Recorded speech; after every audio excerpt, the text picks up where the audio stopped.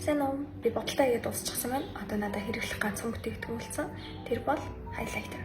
Гэлцүүлэгч буюу хайлайтерыг хэдүүлээ нүүр бодлондоо хэрэглэснээр арьс илүү гоё тулгар харагдаж чаддаг. Ингээд харах юм бол цаанаасаа ингээд байглаасаа бидний нүрээр гялцаж гэлтханж байгаа хэсгүүд байгаа. Эднэрийг зүгээр тодруулж байгаа гэсэн үг. Яган төрлийн хайлайтер байна. Дандаа шаргал эсвэл яхан туяатай хайлайтер хэрэглэдэг ч гэсэн өнөөдөр би ягаан өнгийн хайлайтерыг та бүхэндээ хэрэглэж үзүүлье. Эхний ашигладаг багс бол та нарын өөрсдөө чи хэрэглэдэг хайлайтерын багс. За би болохоор BTV-ийн энэ багсыг хэрэглэж байна. Ягаан хайлайтерыг бол хацар өнгөлөгчн дээр дэлгэр хэсэг байгаа шүү дээ. Энд чинь тавиад өгнө. Уртаас харахад тийм тод харагдахгүй ч гэсэн ингээ харангуут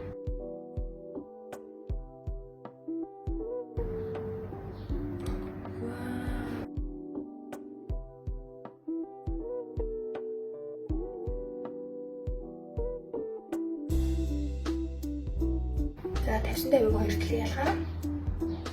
За ягаан өнгийн хайлайтер бол илүү гоё нэмэгтэйлэг, бодлон бүр маш гоё чивэг болж өгч чаддаг. Тэгээд 50-50-г нэх мэдэгдэхгүй хэрнээ гэлцаал гэлтонуулаад яг өөрийн арьс юм шиг гоё харагдаж чадуулж байгаа. Та нар ч гэсэн хэрэглээд үзээрэй. Үнийн мэдээлэл бодлоо авах салбар байршил болон сайтыг доор коммент хэсэгт үлдээч.